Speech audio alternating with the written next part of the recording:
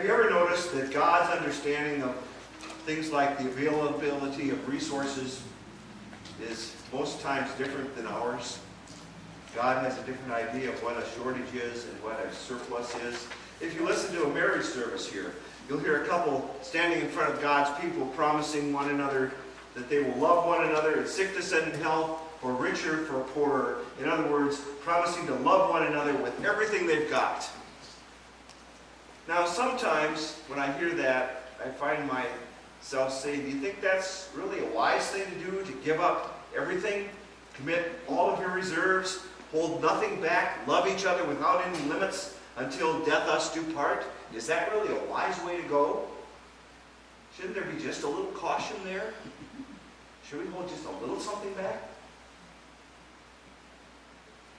The church, God's people, the family of faith, has always said, no, go ahead. Give it everything you've got. Love with enthusiasm. Love with extravagance. Because love is a renewable resource. When it comes to love, you receive more than you give. Love does not always add up. Love isn't good at arithmetic. The books, when it comes to love, just do not balance. I hope you've enjoyed walking with Jesus through the book of Matthew these past few weeks, because this is good stuff for us to meditate on, to build our lives on as we journey together, because the ministry of Jesus is pretty amazing. He's been doing so much good. He's been changing lives, and now in the reading for this morning, as Madison shared with us, he's exhausted. So he's gone off to a deserted place to be by himself, but by the time he gets there, the word has spread about his destination, and the place is covered with a crowd of people. Even in his exhaustion, somehow Jesus manages to summon up even more compassion. Here's what Matthew says. He had compassion for them, and he cured their sick. Seems like the hours fly by. The hungry people are getting a little bit edgy. The disciples, bless their hearts, recommend that the crowds be sent away. It's a difficult situation. I worked with the food service at seminary, and the boss of the food service told us part-time workers to always be careful in the periods leading up to meal times, because people were never harder to get along with than when they were hungry. That's why we have so much food here all the time at Gilbert Presbyterian. So the disciples said, it's probably better if we send these hungry people away. But Jesus ignores their sage advice, and he commands them instead to feed the hungry multitudes. He said, you give them something to eat. And the disciples asked, where on earth, with these scant resources, are we expected to find food for this many people? 5 loaves and 2 fish, Lord, that's not going to go very far. And here's where we've learned, as we read the stories of the life of Jesus, here's where we've learned to slide up on the edge of the pew just a little bit, because we just know something special is going to happen. Jesus has something planned here. We've learned to expect Jesus to do something special. And so Jesus takes what seems like little or nothing, and somehow, in the process, there is enough. As the disciples share those loaves of bread and those fish with the crowds, suddenly there's an overabundance of food. There are baskets of leftovers. It's amazing, right? Here you have a crowd in thousands, all hungry, miles from a food source. And you have what one writer calls the gracious, extravagant abundance that is offered at the hand of Jesus. Amazing story. And notice that the story doesn't end with the words, and all ate at the end. That would be a miracle enough. But Matthew reports that they all ate and were filled. They were satisfied, the way we might feel satisfied after a Thanksgiving dinner.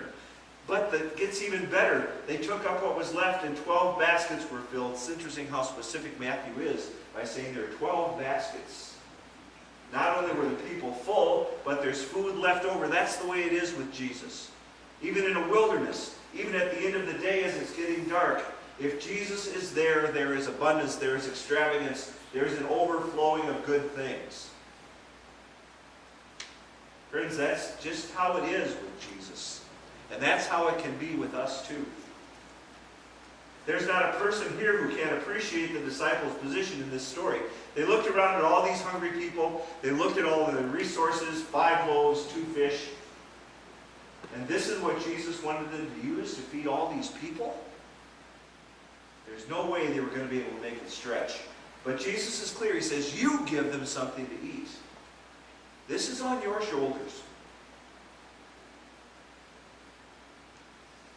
I think I have a feeling for how they must have felt at that point. I feel that way when I watch the news and I see story after story about people in need. When I watch the news and see story after story about the horrible ways we treat each other.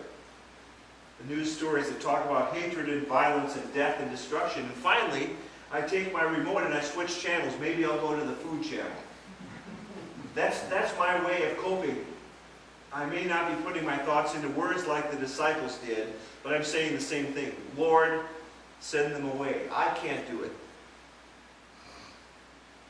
We just don't know where to possibly begin to deal with the magnitude of those problems. We just don't have enough to make a difference, we say. We don't have enough of anything to go around. We have nothing here but 5 loaves and 2 fish. We have nothing. That's what the disciples said to Jesus. And that's just how we feel. We might as well have nothing for all the good our efforts will do. But what does Jesus say? He says, I'll take your nothing. And I'll make it something. That's what I do. Bring me what you have. Jesus is never afraid of not having enough. Jesus is never afraid of running out of what God wants people to have. Over and over again in Jesus' life and in Jesus' teaching, you see that truth. Remember the stories that he told about farmers? This one farmer who sows too much seed. Most of the seed was wasted, we think. It fell on the wrong side of the soil where it was hard and dry. But, you know, when you're sowing good seed in bad soil, well, sometimes you have to overdo it a little bit, Jesus says. The seed that did manage to germinate and take root and produce, well, that produced an abundant harvest. Jesus is not afraid of running out. Or you look at the 2nd chapter of John, the first miracle that Jesus performed in John's account of his life. The wine gives out of the party after the wedding, and what does Jesus do? He turns water into wine. And not just some water, into a little bit of wine. According to John's estimate, he makes about 180 gallons of the best tasting wine people have ever had. Now, I don't know too much about wine, but to me that does seem to be a lot, doesn't it? 180 gallons? He didn't just turn water into wine, which, as I said, would have been quite a sign in itself. He made 180 gallons of it. An abundance. Or the story about the wayward prodigal son, whose father did not just welcome him home as we would have done. The father welcomed him back with this huge, expensive, wild party that was extravagant, much to the chagrin of his older brother. And it wasn't that the Good Samaritan stopped and helped a wounded man in the ditch. We would have done that. We could understand that. But it was the way that he stopped. Today, this man would have put this wounded man in his car. He would have taken him into the hospital, said to the doctors, here's everything I have. Take my credit cards, take my checkbook, take everything. And I'll be back here in a week or so, and if I don't have enough money in the reserves to cover the cost, I'll give you even more. And you know, we're not even told whether he knew that wounded man. Probably not. But isn't that just a bit overly generous on the part of the Samaritan to act that way? And so Jesus says at the end of these stories about parties and extravagance, that when just one sinner comes home, turns and repents, just one, heaven throws a huge party. Jesus' ministry talks more about parties than about anything else. You know how expensive a party can be on earth. Can you imagine what good catering costs in heaven? Extravagant. Extravagant. Over and over, Jesus tells us stories of extravagance and abundance and love and life overflowing, because I think he wants us to know that that's what God is like. You know, God could have made just one type of flower, one color. Could have just said, red poppies everywhere and that'll do. Yeah, look at all the colors and the shapes and all the different species and genuses of flowers and colors all over the place. Maybe we call that just a little bit excessive, but that's what God does. Or look at people. Look around here how different we are, how varied we are. It seems like God overdoes just about everything. But here's a God who, when he started creating people or flowers or birds or stars or whatever, just does not know where to stop.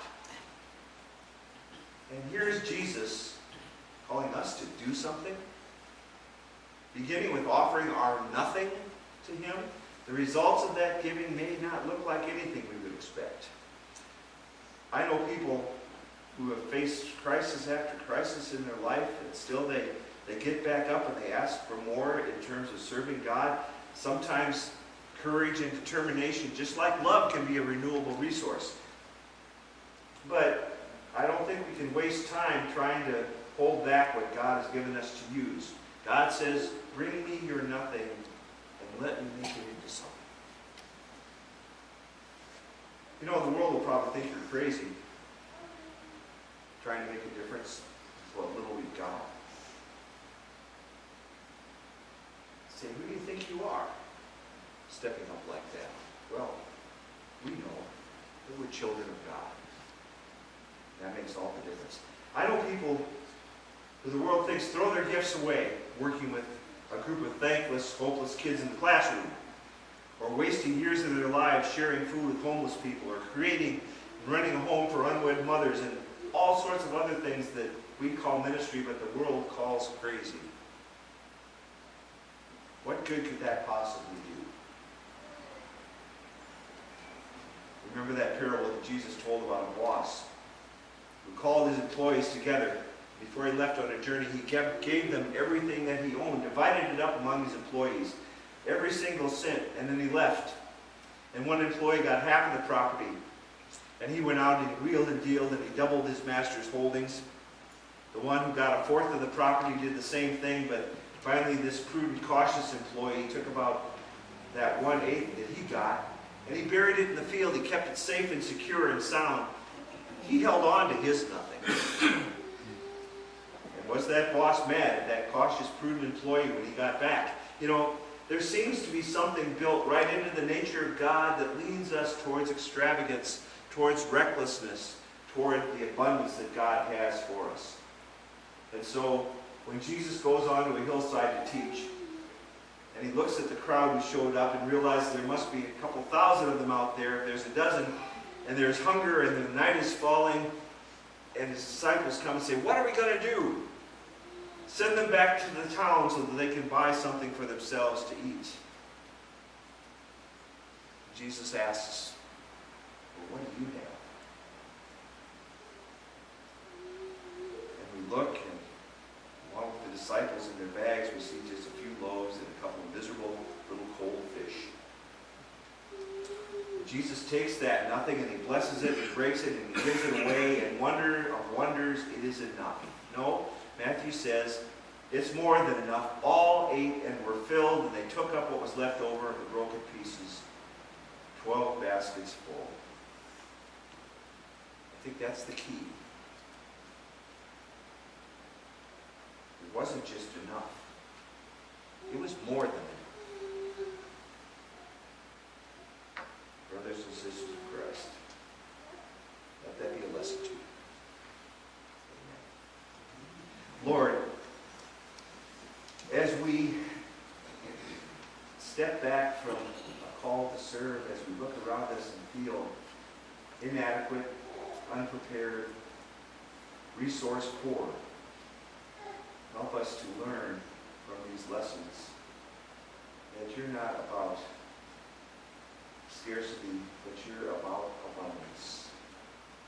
You've given us everything we need in this life and more. You've given us life beyond this life and more. May we trust you with everything as we move ahead to serve you. You give it all away